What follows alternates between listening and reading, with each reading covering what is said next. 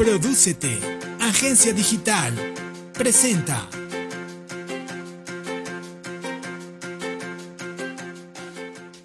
La Asociación Nacional de Locutores de México, Sección Occidente, presenta.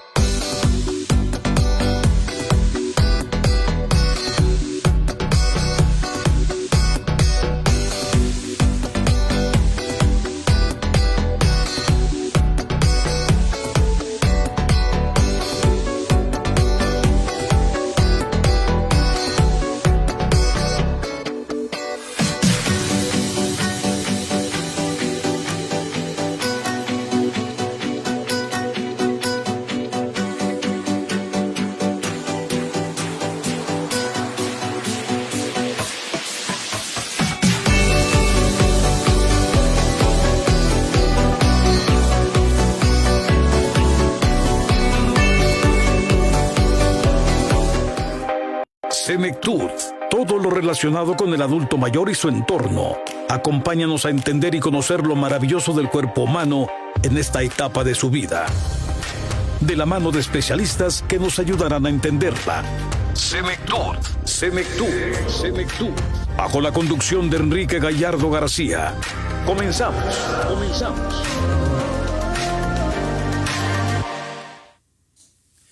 Hola, ¿qué tal? Muy buenos días. Sean ustedes bienvenidos a Senectud, un programa dedicado a temas relacionados al envejecimiento, la vejez y la persona adulta mayor. Te saluda en este micrófono Enrique Gallardo García y hoy abordaremos el tema sobre el deterioro cognitivo. Iniciamos.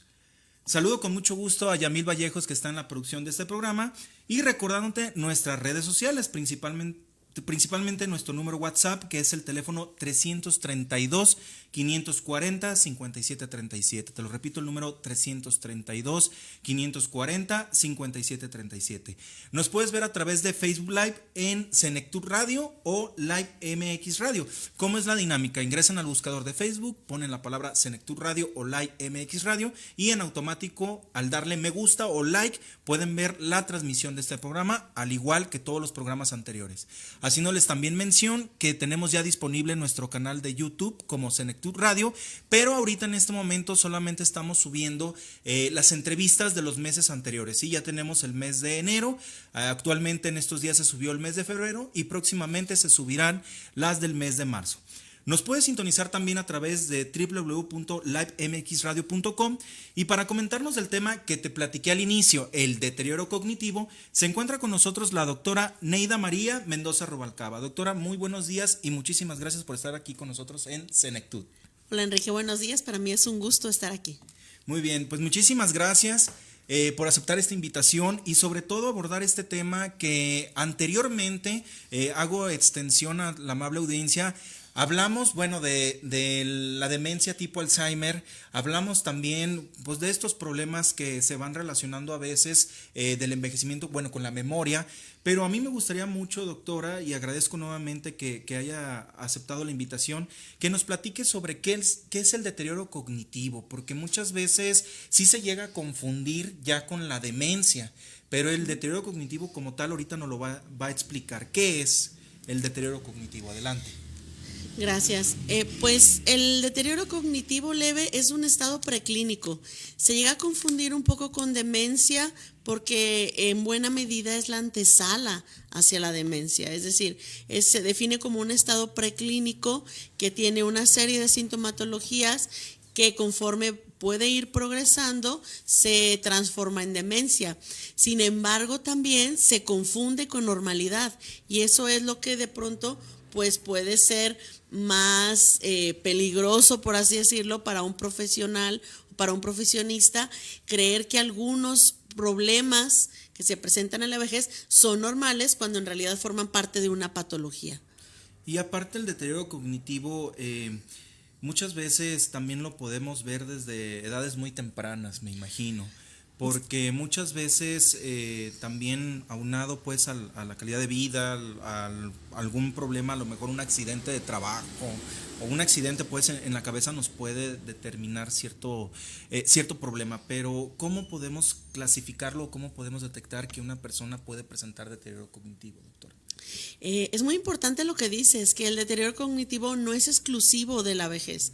Puede haber una serie de circunstancias a lo largo de la vida que propicien un deterioro o que propicien un estado que ponga en riesgo a las personas de sufrir demencia, como por ejemplo el abuso de sustancias durante la juventud, como dices, el tener algún traumatismo, alguna enfermedad. El VIH también está asociado a demencia, trastorno neurocognitivo, o también algún tipo de enfermedad crónica que nos puede poner en riesgo y que no necesariamente tiene que ser en la vejez, sino que puede ser en cualquier edad. Los criterios o los síntomas más comunes para detectarlo, primero es que debe haber una queja. Y ahí es donde las personas nos confundimos, porque cuando somos mayores o cuando nos vamos siendo mayores, solemos quejarnos acerca de nuestra memoria, de que va cambiando, de que ya no es la misma, pero esa queja es un síntoma o se considera un criterio diagnóstico para el trastorno neurocognitivo. Además, si otras personas corroboran la queja, es decir, que no solamente yo me queje de que se me olvidan las cosas, se me pierden las llaves, sino que ya se ha referido también por personas en nuestro entorno. Como te comento, este síntoma o este criterio diagnóstico es en cierta medida polémico porque va acompañado de prejuicios hacia la edad. Te lo pongo en un ejemplo. Una persona que es olvidadiza, olvida las llaves cuando ha sido joven, sigue olvidando las llaves cuando sigue siendo adulto, pierde las llaves a cada rato. Pero cuando te conviertes en mayor o cuando eres mayor y sigues olvidando las llaves, ahora el entorno te dice es que ya le está dando algo, se le está yendo la onda y empieza como ese prejuicio. Cuando a un joven que perdía las llaves o el dinero a cada rato era olvidadizo. ¿Sí? Entonces ahí también entra el contexto o el entorno a confundir este tipo de diagnósticos. Otro criterio para que se considere deterioro cognitivo es que se tiene que descartar la demencia. Y para eso pues se tiene que aplicar una serie de pruebas, una batería neuropsicológica, un screening o un tamizaje para determinar que esos síntomas no forman parte de una demencia, sino que otra vez es el estado previo a la demencia. Otro criterio es que la funcionalidad debe ser intacta y este criterio es el que confunde mucho. ¿Qué significa una funcionalidad intacta? Que la persona puede hacer sus actividades básicas e instrumentales de la vida diaria sin ningún problema. Es decir, la persona puede conducir, manejar su dinero, tomar su medicamento, hacer la comida, tener hacia la casa, puede llevar una vida en la comunidad independiente y relativamente normal. Ese criterio es el que nos confunde porque probablemente hay varias personas con deterioro cognitivo en nuestro entorno y no las hemos detectado. No pensamos que son muy olvidadizos y que viene acompañado obviamente de una queja. Y el cuarto criterio, que es como el definitivo, tiene que ser establecido por un profesional porque requiere de una valoración neurocognitiva, psicogerontológica, que sea extensa para ver cómo está funcionando cada uno de los dominios cognitivos, la memoria, el lenguaje, la atención, las habilidades visoespaciales, todos aquellos dominios que componen al funcionamiento cognitivo general, para a través de una prueba valorar si estos tienen un rendimiento menor al esperado. Eso tiene que ser diagnosticado por un profesionista. Así es, y aparte, maestra, doctora, me gustaría mucho comentar que a veces juega mucho la parte también emocional, ¿no? Las distracciones, porque hay veces en que a lo mejor nos pueden dar ahorita en este momento una noticia, no sé, falleció un ser querido, un temblor, lo que sea. Y muchas veces creo que al recibir esta noticia, pues nos distraemos, ¿no? Creo que nos quedamos, voy a utilizar esta palabra, idos, congelados, y muchas veces pues no tenemos ni la concentración adecuada para saber dónde dejé las llaves, dónde dejé el dinero. Es más, hasta puedo salir corriendo ahorita y a lo mejor dejé el celular y ya está como medio camino, ya regresé y dije, ay, mi celular, ¿no? Entonces muchas veces también eso es lo que a veces hay que tener mucho en cuenta, que en las personas adultas mayores pueden sufrir o pueden hacerles comentarios, noticias, etcétera, o problemas que ya traigan situaciones en donde no estén totalmente concentrados. Ocurre a todas las edades. Como bien dices, hay factores que nos ponen en riesgo de tener deterioro cognitivo o que incluso lo disfrazan. Por ejemplo, una depresión, ¿sí? Por pérdidas, por duelos, por enfermedad. Puede ser también el consumo de medicamentos. A veces algunos medicamentos tienen un efecto que impide que las personas nos concentremos como lo hacíamos antes. Actualmente el haber padecido COVID es un factor de riesgo porque existe un síntoma post-COVID al que se le ha denominado la niebla mental, es decir, que ya no te puedes concentrar como antes, se exacerba más, es decir, tengo la palabra en la boca, ¿qué iba a decir? Y entonces parece que se te olvida, parece que no encuentras lo que quieres decir, y esto tiene que ver con esa niebla mental que se ha asociado al haber padecido COVID. No solamente durante la enfermedad, sino un síntoma post-COVID que puede ser un efecto de tiempo prolongado. Y si aunado a eso ya tenías algunos problemas de concentración, si aunado a eso sufriste una pérdida, estás tomando medicamentos, no has tenido una buena nutrición, no eres muy activo físicamente, entonces todo esto se va juntando y en la evaluación del deterioro puede estar sesgando o disfrazando el resultado. Sale que tienes deterioro cuando en realidad es otra serie de factores los que están afectando. A ese se le llama deterioro cognitivo leve reversible. Okay. Es aquel que cuando quitas esos factores de riesgo, el funcionamiento cognitivo vuelve a la normalidad. Ok. Bueno, pues vamos a ir a una pausa. Les recuerdo el tema del día. Estamos hablando del deterioro cognitivo y para eso se encuentra con nosotros la doctora Neida Mendoza Rubalcaba.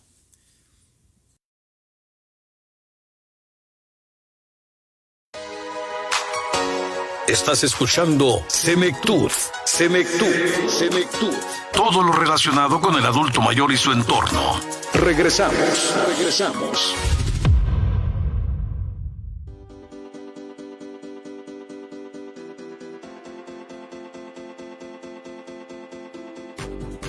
Sin importar a lo que te dediques, si estás en redes sociales, tienes una marca personal y una reputación digital. Y el cómo la manejes es la diferencia entre tener éxito o no. En Prodúcete, agencia digital, te ayudamos a crear y hacer despegar tu marca personal. Aumentando tu proyección, creando comunidad. Y lo más importante, brindando contenido de valor a tu audiencia. Una marca personal no es solo tener likes y sacarte selfies. Una marca personal profesional son una serie de pasos y estrategias profesionales que si los aplicas de forma adecuada te volverán un referente en tu profesión o industria. Y en Prodúcete, agencia digital, te ayudamos a lograrlo, trabajando de la mano para llevar a otro nivel la creación y evolución de tu marca personal. Contáctanos y comencemos juntos tu viaje. Prodúcete, agencia digital, produciendo ideas, creando experiencias.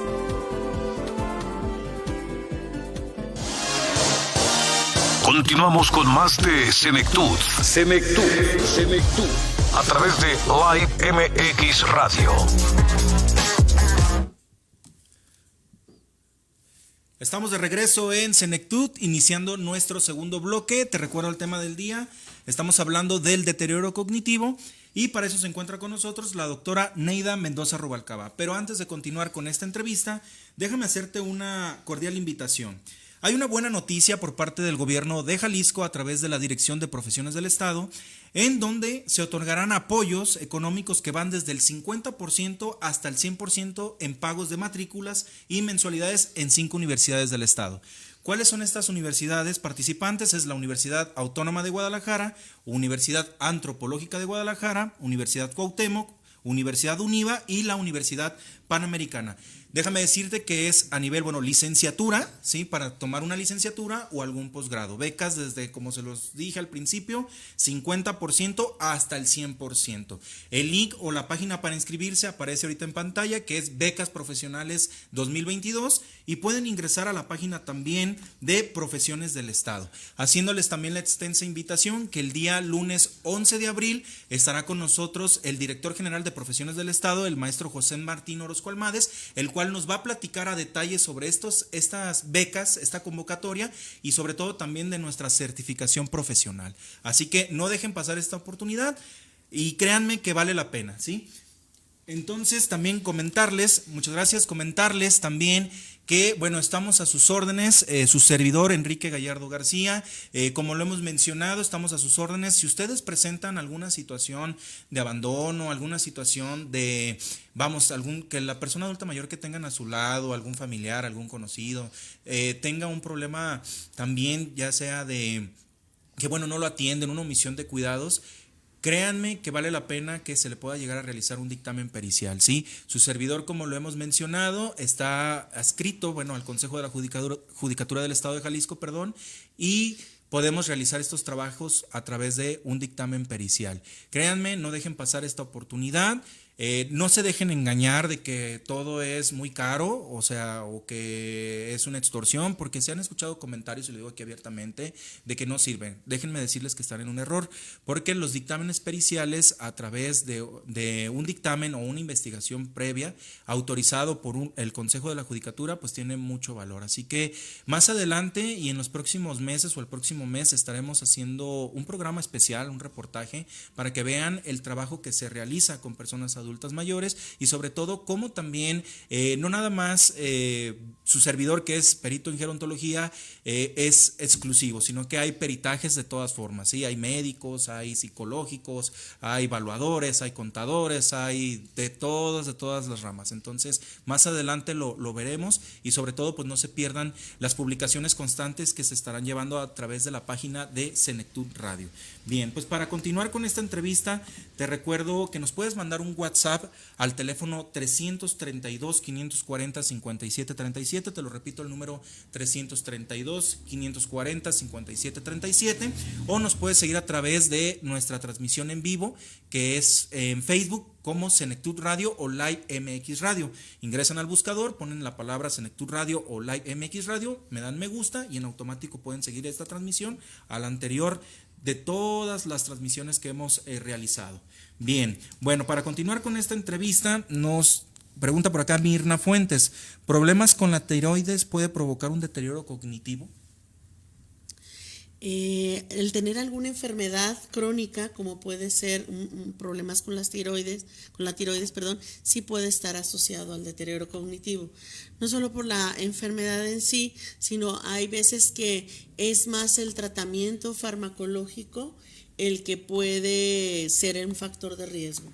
Es decir, como decíamos hace un rato, hay medicamentos o el consumir 3 o más medicamentos, que es la polifarmacia, es lo que nos pone en riesgo de deterioro cognitivo.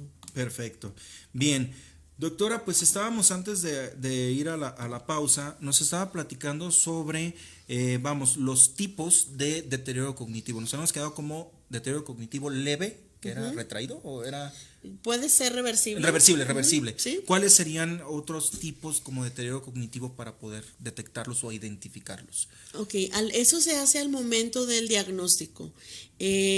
Como te decía, a la hora de hacer la evaluación cognitiva se hace una valoración global, pero también se tiene que hacer una evaluación de cada una de las dimensiones cognitivas, como son la atención, la memoria, la velocidad con la que procesamos, las funciones ejecutivas, el lenguaje, las habilidades visoespaciales, entre otras, ¿no?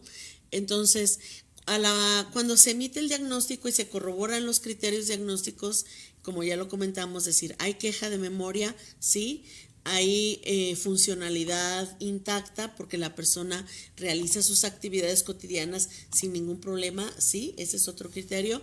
Se hace un tamizaje para decir esto no es demencia, ¿ok? No es demencia, y entonces se hace la evaluación de todas las demás funciones.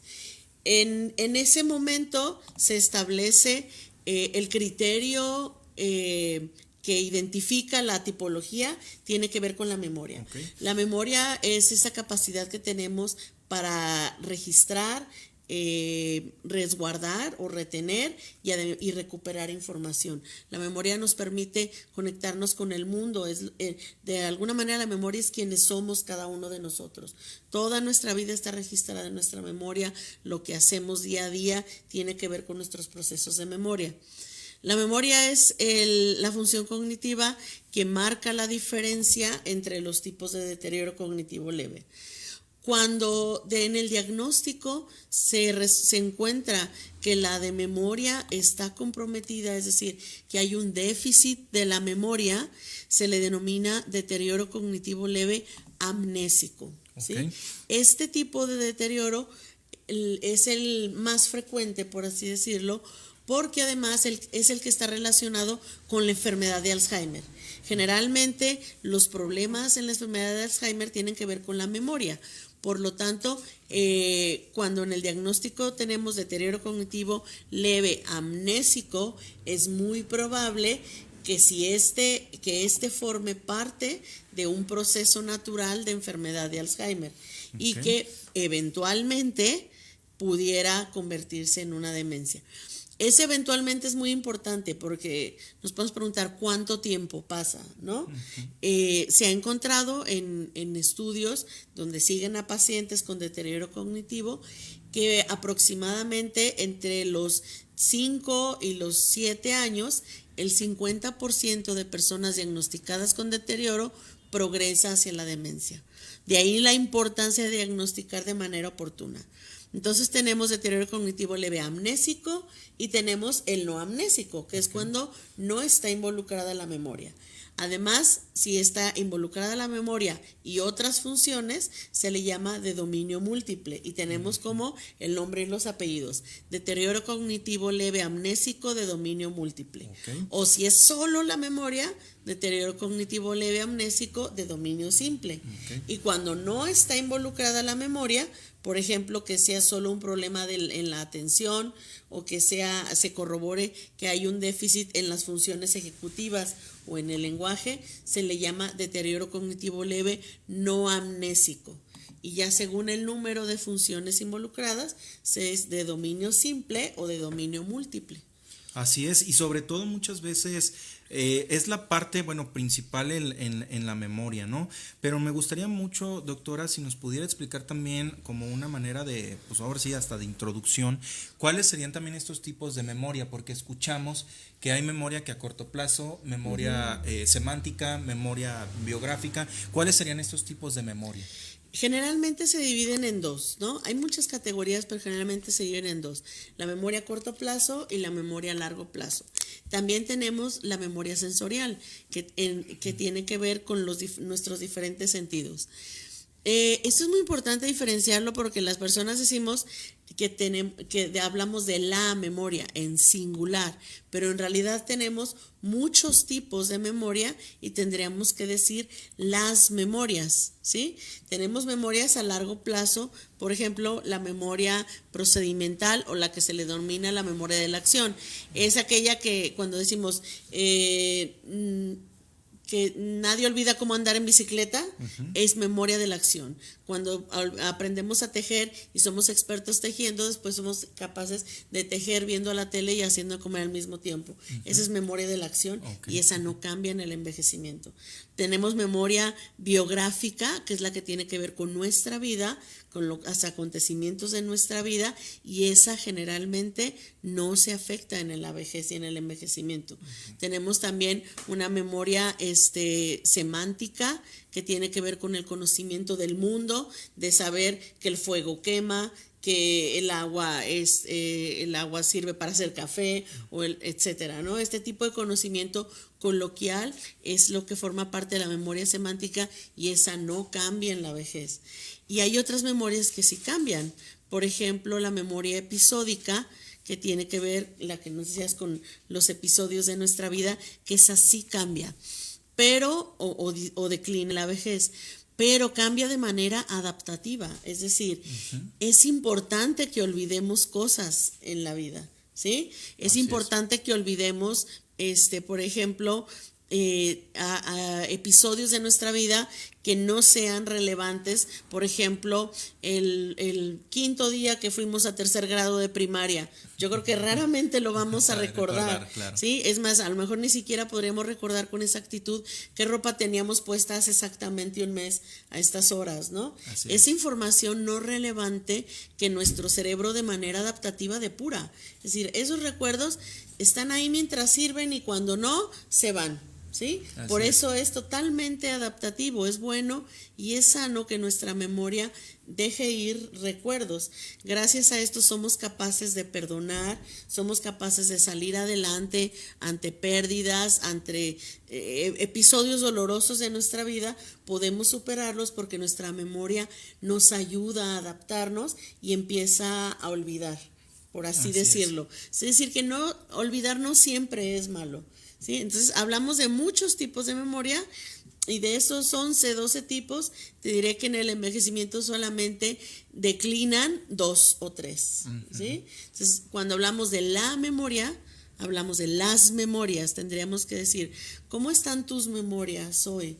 ¿Sí? Entonces diríamos, bueno, esta están muy bien, y sí siento que fallo en la semántica, y en otra que se le llama la memoria de trabajo, en esa también suele haber declive o deterioro en la vejez, y estas generalmente son las que están involucradas cuando diagnosticamos deterioro cognitivo leve.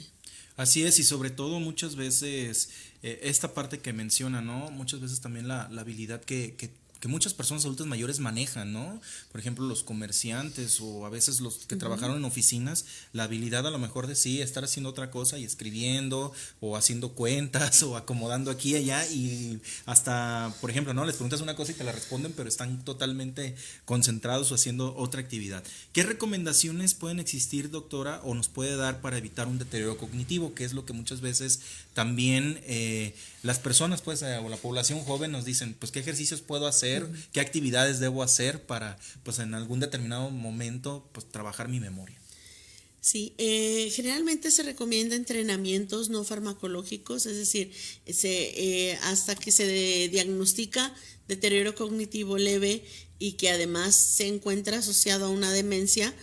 Es decir, que se corrobora mediante neuroimagen o mediante estudios genéticos que tenemos ahí un gen latente que a los 30 o 25 años no nos hace ningún ruido, pero que sabemos que se va a expresar más adelante, y que pudiera ser un gen de Alzheimer, por ejemplo, que esté involucrado con el Alzheimer.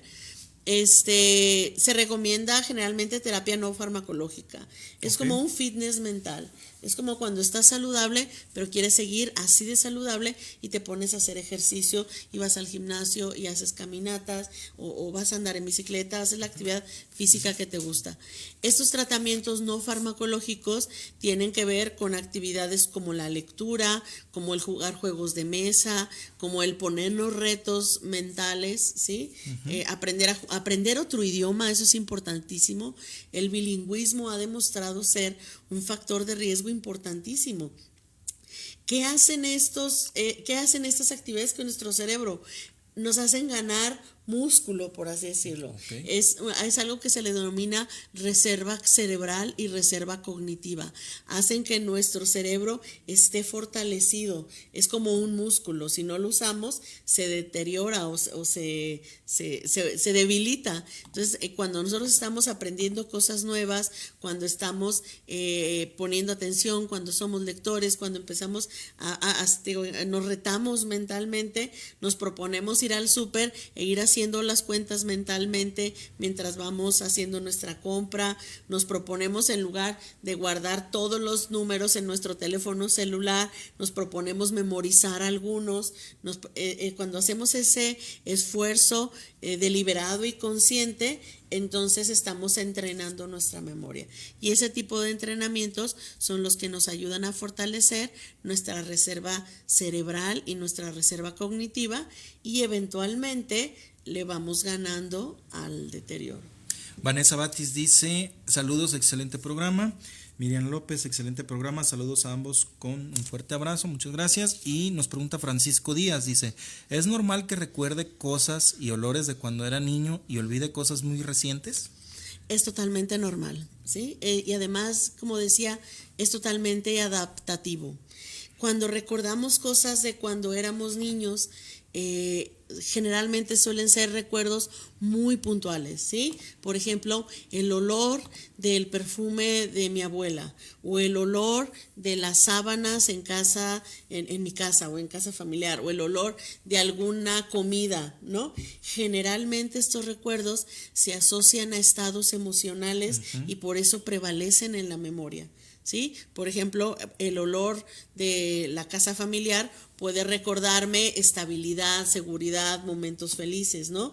A veces cuando tenemos algún evento traumático, también recordamos el olor y decimos: detesto ese olor, porque cada que huelo a quemado, por ejemplo, sí, viene a mi mente un evento traumático que he vivido, ¿sí? Claro. Eso es totalmente normal y adaptativo y nos pasa a todos en todas las edades. Así es. Bueno, vamos a ir a una pausa. Les recuerdo el tema del día. Estamos hablando sobre el deterioro cognitivo y para eso se encuentra con nosotros la doctora Neida Mendoza Rubalcaba.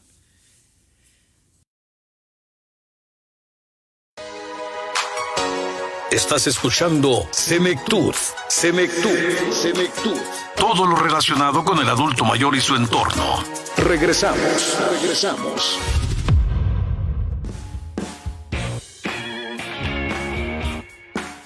Para mí es una meta, un sueño. El comunicarte y el que te escuchen. Es el medio de transmitir lo que sientes. Es una manera de comunicar ideas. Es una herramienta. Es una ayuda bastante buena para mi especialidad, que me dedico a dar capacitación industrial. Es una pasión. Muy buenas tardes, bienvenidos a su programa Taller de Locución al Aire. Transmitiendo de live.mx radio. De la bandera. Ah, ok. Me parece que nomás estamos cumpliendo la tarea. Sí. Y el tema de hoy es las ventas con nuestro invitado Víctor Salcedo. ¡Comenzamos! Aprender a hablar en público, a expresarte con propiedad, a saber cómo dramatizar lo que estás diciendo, a poder hablar con confianza, sin miedo, a perder el miedo al público incluso. La experiencia, mejorar mi lingüística. Estar en el medio y entender la locución para poder generarla. Cuando lo disfrutas tanto, hay que profesionalizarse un poquito más. Mejorar mis técnicas de andragogía y de pedagogía cuando imparto capacitación es muy buena ayuda. No sé, me pareció muy divertido. Bueno, pues estamos aquí de regreso en su programa Taller de Locución al Aire y para contarles que un día como hoy, pero de 1943, nace Pablo Milanés. Y se está viendo esta parte muy fuerte de las mujeres en todos los ámbitos. Y bueno, ahora sí, vamos a una canción de...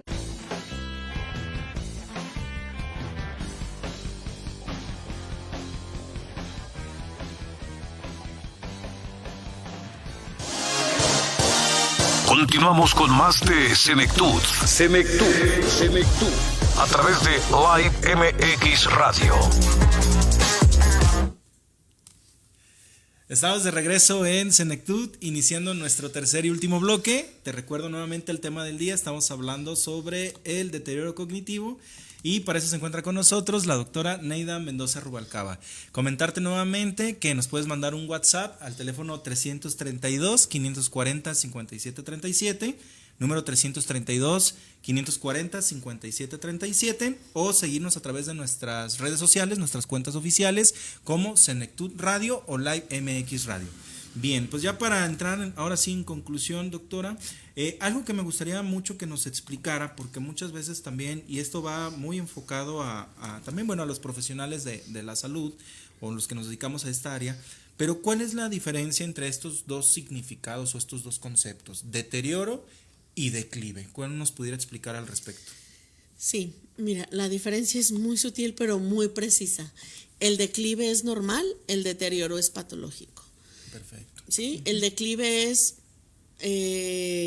por ejemplo, cuando vamos envejeciendo, o cuando somos niños vamos creciendo, cuando vamos envejeciendo, algunas, no todas, funciones cognitivas empiezan a declinar. ¿Qué quiere decir? Que ya no funcionan tan bien como funcionaban antes. Sin embargo, eso no quiere decir que estén atrofiados o estén averiadas. Es decir, no funcionan, no somos igual de rápidos para pensar, a lo mejor ya nos cuesta un poquito más de trabajo concentrarnos, a lo mejor empezamos a olvidar un poquito más algunas cosas, pero sigue estando en un nivel que es totalmente funcional, es decir, no va a impedir nuestra vida, no va a entorpecer nuestras actividades cotidianas, sino que solamente nos cuesta un poquito más trabajo. Ese es el declive. El deterioro implica que ese cambio es mucho más notorio y que además no es normal para mi edad. ¿Sí? Okay. La normalidad se define en función de la edad. Por ejemplo, a los 60 años es esperado que yo tenga un funcionamiento de mi memoria a tal nivel, ¿sí? Porque se compara con el grueso de las personas de 60 años. Si el rendimiento de mi memoria está muy por debajo de ese esperado, entonces se considera deterioro y se considera que puede ser un indicativo de que alguna patología cognitiva se está por ahí cocinando, ¿sí? Es decir, pudiera venir una demencia en puerta, por así decirlo, que es, como te digo, es un estado preclínico, es el aviso de que viene progresando probablemente una demencia.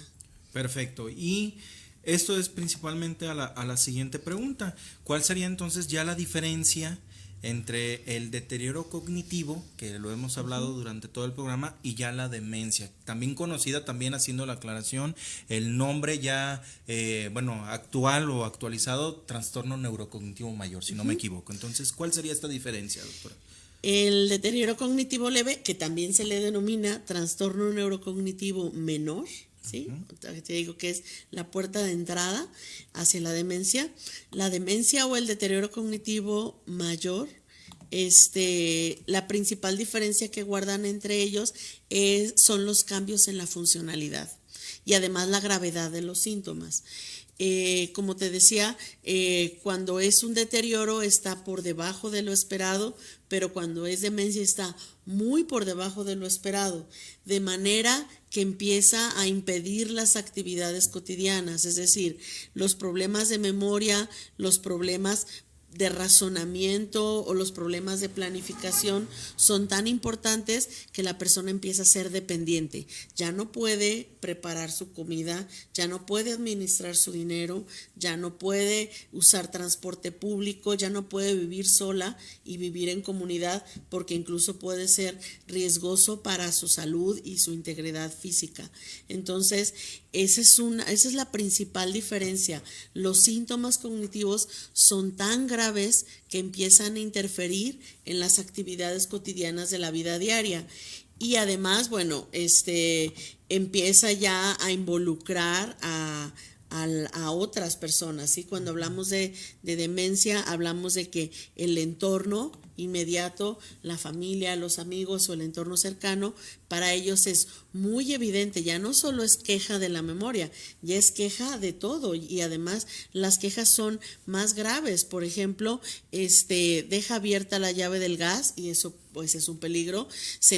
No se acuerda si se tomó el medicamento y se los toma 3 veces en lugar de una vez al día, olvida comer, olvida levantarse, olvida que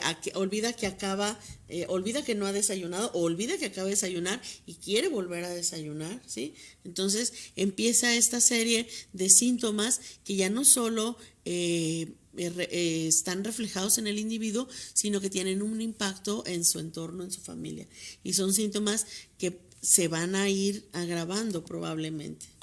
Y sobre todo también esta parte de sí, la demencia, el término, ¿no? Demencia senil, ¿no? Que escuchamos muchas veces. Sí, ese término ya no se usa. Erróneamente. Y me gustaría mucho que también nos lo explicara el por qué también no se le llama demencia senil, doctora. Porque créanme que lo vemos, bueno, aquí cuando vino el doctor Juan Pablo Ledesma, lo explicó desde el área médica, y créanme que es sorprendente que sigue habiendo diagnósticos, o sea, en hospitales, sigue habiendo expedientes, sigue habiendo también en el área jurídica hasta dictámenes donde dicen demencia senil, y dices tú, no inventes, o sea, esto ya tiene años que se actualizó, pero ¿por qué no llamarlo demencia senil? Bueno, anteriormente se asociaba la demencia únicamente con la vejez, como que solamente a las personas mayores eran susceptibles a padecer demencia, y pues se fue encontrando que no. Como te decía, puede haber un tipo de demencia asociado a un traumatismo, o a un golpe muy fuerte, asociado al abuso de sustancias, asociado a enfermedades, o puede haber demencias en etapas muy tempranas de la vida. Por ejemplo, el Alzheimer temprano se manifiesta en personas de alrededor de los 30-35 años, y además es muy letal, y además es congénito. Entonces, probablemente quienes en las generaciones o en las familias en las que afortunadamente se presenta esa enfermedad, los miembros que la hereden van a desarrollar demencia, te digo, edades muy tempranas. Entonces, el hablar de senilidad se asocia como que si fuera una enfermedad exclusiva de la vejez, cuando en realidad no lo es. Y además, como que si fuera asociada a la vejez, como que el pasar del tiempo o el cumplir años te va a ser proclive a que tengas demencia, y eso no es cierto. Entonces, si algún médico le diagnostica a usted, a su familiar, a su ser querido, demencia senil, por favor, huya y cambie de médico directamente. Sí, porque principalmente es eso, ¿no? Hace, característico como de la persona adulta mayor, y cuando lo hemos dicho, desde una edad temprana o edades tempranas, las personas pueden sufrir un tipo de demencia. Doctora, nos preguntan por acá, ¿qué instrumentos o herramientas son adecuadas para realizar, para evaluar un deterioro cognitivo? Yo recuerdo, pues, aquí lo hago extenso, en la carrera teníamos, los Mini-Mental, eran los Mini-Mental de Folstein, el Mini-Mental de Lobo, si no me equivoco, pero ¿qué otros instrumentos de evaluación nos pueden servir para detectar o descartar también un deterioro cognitivo? Como medida de tamizaje, el Mini-Mental pues es el ideal, ¿no? Ojo que esté estandarizado a la edad y a la escolaridad de la población a la que estamos evaluando. No es lo mismo evaluar a una persona mayor, por ejemplo, en países europeos donde la escolaridad promedio es de 12 años, a adultos mayores mexicanos donde nuestra escolaridad promedio es de 4 años. Debe estar adaptado, ¿sí?, a cada población para que sea una evaluación acertada o justa, ¿no? Precisa, por mejor decirlo, ¿no?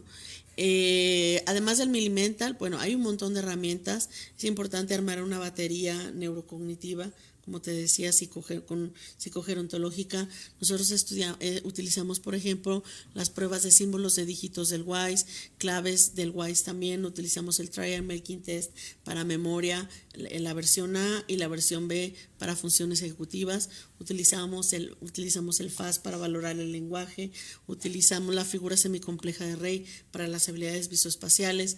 Es decir, para cada dominio cognitivo usamos una prueba en específico para diagnosticar que eso no sea demencia. Es decir, para diferenciar entre el deterioro cognitivo leve y la demencia, utilizamos la prueba del reloj o el ADAS-Cog, y también la CDR, el Clinical Dementia Rating. Entonces, es una batería en realidad muy amplia la que tenemos que utilizar. Evidentemente tiene que estar adaptada a la población y al individuo en lo particular, porque no podemos usar las baterías con todos. Hay personas, por ejemplo, que tengan alguna debilidad visual o alguna debilidad auditiva y eso sesgar la prueba. Entonces debemos ver para cada usuario o cada paciente o cada persona que queremos diagnosticar cuál será la mejor prueba, de manera que no sesgue o no se comprometa el diagnóstico. Perfecto.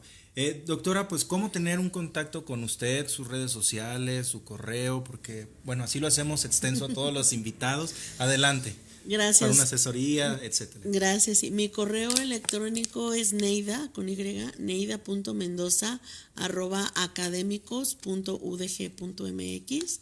En Twitter creo que es Neida María.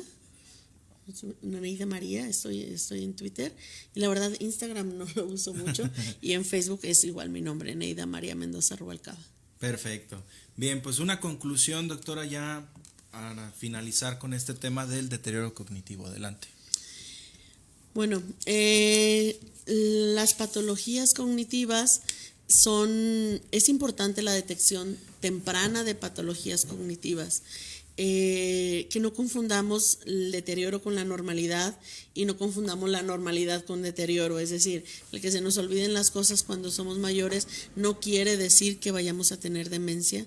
Lo mejor es hacernos una evaluación, y el que tengamos algún deterioro cognitivo no implica necesariamente que vamos de lleno hacia una demencia. Es decir, siempre hay una oportunidad para que tengamos una mejor calidad de vida, un envejecimiento lo más saludable posible, y pues es acercarnos a nuestro gerontólogo o nuestro psicogerontólogo de confianza para tener una evaluación mucho más precisa, y bueno, evidentemente a un equipo multidisciplinario. Entonces también es importante que eliminemos esos prejuicios hacia la vejez en torno a la memoria, decir que cuando soy mayor se me va a olvidar y pues ya ni modo, como si fuera un destino insalvable o un destino al que no podemos hacerle ningún cambio, y pues eso también estamos en un error. Siempre podremos hacer algo para mejorar nuestra manera de envejecer.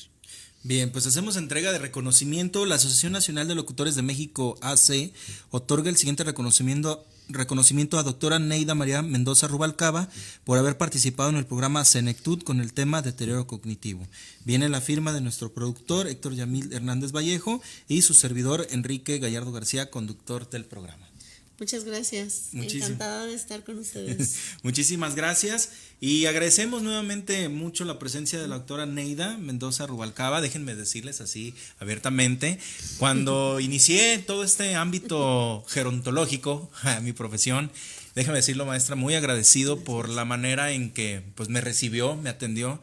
Ya no recuerdo en qué año fue, si fue en el 2013, 2014, porque ya fue hace tiempo, pero muy agradecido por todas sus atenciones, y creo que ahora todo lo que he hecho pues ha sido también parte por sus enseñanzas, por su paciencia y por su dedicación también a este ámbito de gerontología. Muchísimas gracias. Gracias a ti, Enrique. Me alegra ver que tienes una carrera brillante y que viene más para ti. Enhorabuena. Muchísimas gracias. Bueno, yo les recuerdo que la información ya se las dimos y la decisión la van a tomar ustedes. La próxima semana nos acompaña el ingeniero Juan Carlos Martín Mancilla. Él es director general del sistema DIF Jalisco, y él nos va a abordar todos los programas sociales para adultos mayores del sistema DIF a nivel Jalisco, ¿sí? Nos va a platicar, bueno, con qué servicios cuentan, principalmente en el DIF Jalisco, el CDIAM que está en Bugambilias, la asesoría jurídica, todos los programas sociales que abordan a los adultos mayores o personas adultas mayores al sistema DIF Jalisco. ¿Por qué? Hay DIF Guadalajara, hay DIF Zapopan, bueno, todos los estados, todos los municipios de la región de Jalisco, pero en esta ocasión hicimos la extensa invitación a él para que nos platique a nivel DIF Jalisco qué programas hay, porque mucha gente los sigue desconociendo. Yo hace poco me enteré que había una que le llaman Uni3, así Uni3, para adultos mayores, y es perteneciente precisamente al sistema del DIF Jalisco. Bueno, agradezco mucho a Yamil Vallejos, que estuvo en la producción de este programa, y les recuerdo que Senectud pues es un programa dedicado a temas relacionados al envejecimiento, la vejez y la persona adulta mayor. Los transmitimos todos los lunes, sí, de 10 de la mañana a 11 de la mañana a través de nuestras redes sociales, como les había mencionado, Senectud Radio, Live MX Radio, y también los invito a que sigan nuestro canal de YouTube, que es Senectud Radio. Como ustedes pueden ver, todas las entrevistas son totalmente en vivo, pero al finalizarlas quedan grabadas para que ustedes, por ahora sí X o Y situación del trabajo, que no pudieron visualizarla, que a lo mejor no pudieron estar atentos, puedan verla en cualquier momento y repetir, o ahora sí hacer hasta sus anotaciones. Muchísimas gracias y nos vemos la próxima semana. Hasta la próxima. Acabas de escuchar Senectud. Te invitamos a sintonizarnos la próxima semana a través de Live MX Radio. Síguenos en nuestras redes sociales como Senectud Radio. Senectud.